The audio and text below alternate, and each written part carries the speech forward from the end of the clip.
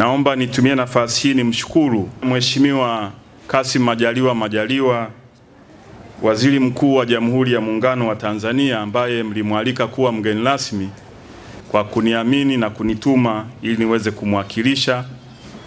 Mheshimiwa Waziri Mkuu alipenda kujumuika pamoja nasi, lakini kwa sababu ya majukumu ya kitaifa ikampendeza nitume nimwakilishe.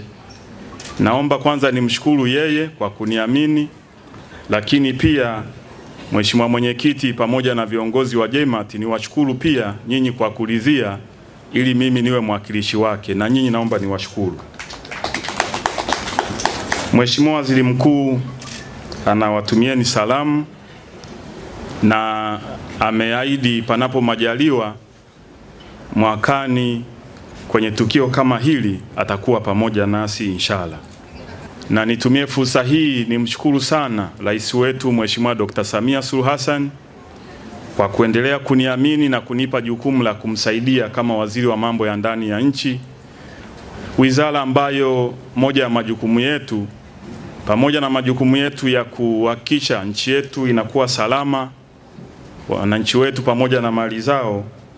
Wizara ya mambo ya ndani ya nchi pia ina jukumu la kutoa huduma kwa viongozi wa dini na taasisi zetu za dini. Naomba nitumie nafasi hii nimshukuru Mheshimiwa Rais wetu Dr. Samia Suluhu Hassan kwa imani yake kwangu na maelekezo yake kwamba wizara hii angependa kuona inakuwa karibu sana na viongozi wa dini na taasisi za dini.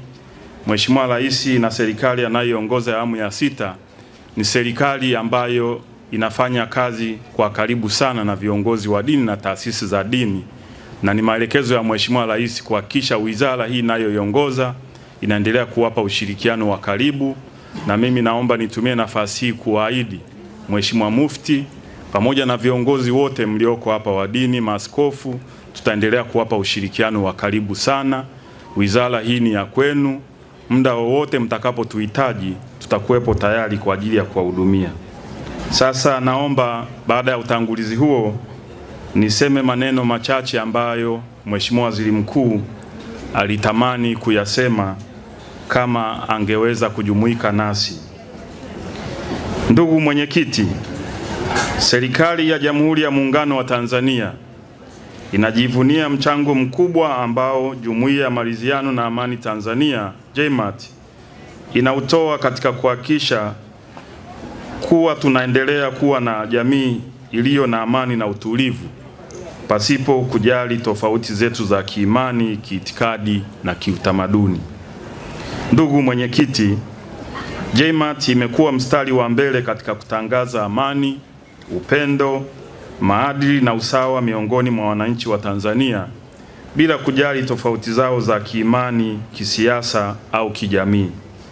Serikali inaunga mkono juhudi hizi na kuahidi kuendelea kutoa ushirikiano katika juhudi zenu za kujenga jumuiya yenye kuamini katika maridhiano pale ambapo kutatokea tofauti za kimtizamo au itikadi katika masuala ya kijamii.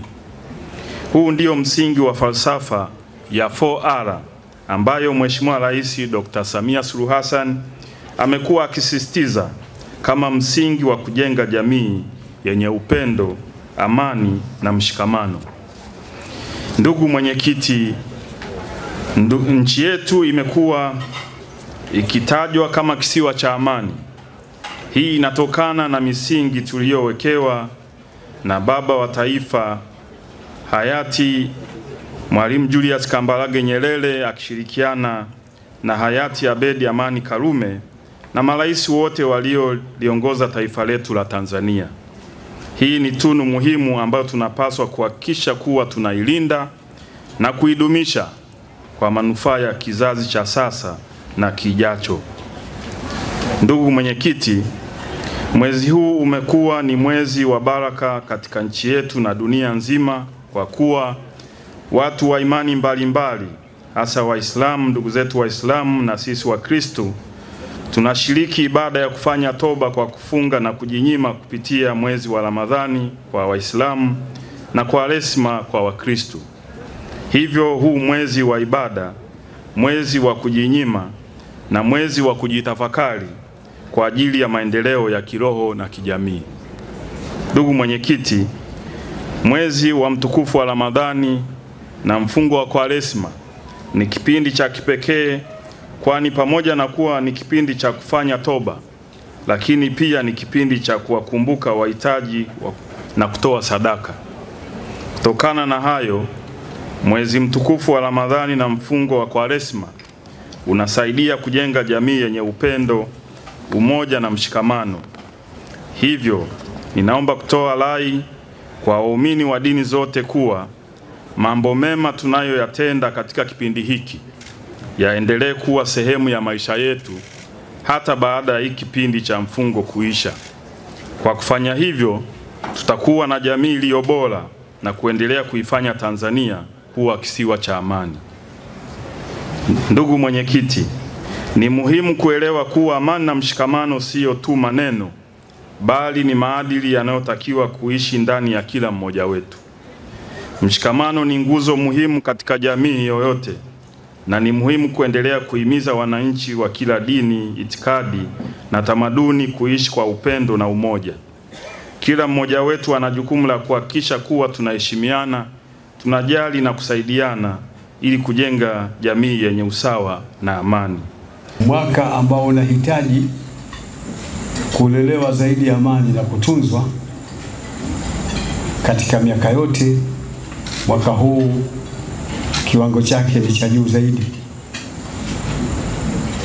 Tuendelee kuitunza amani, tusijaribu kuachia viashiria vya aina yote vinavyoweza kuharibu amani katika nchi yetu. Tujaribu kueneza neno la amani na kulifundisha na kulihubiri kwa nguvu zote na kwa namna zote. Tuna tuzo ambazo tungeomba Mheshimiwa mgeni rasmi, kabla sijakukaribisha, ni kuombe uje hapa tufanye kazi moja ya kutoa tuzo za heshima,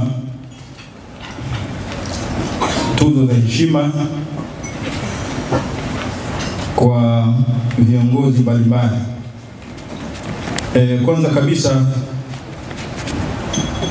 tunayo tuzo ya muasisi wa jumuiya hii ambaye ni Rais mstaafu wa Jamhuri ya Muungano wa Tanzania Jakaya Mrisho Kikwete pamoja na Mzee Pinda.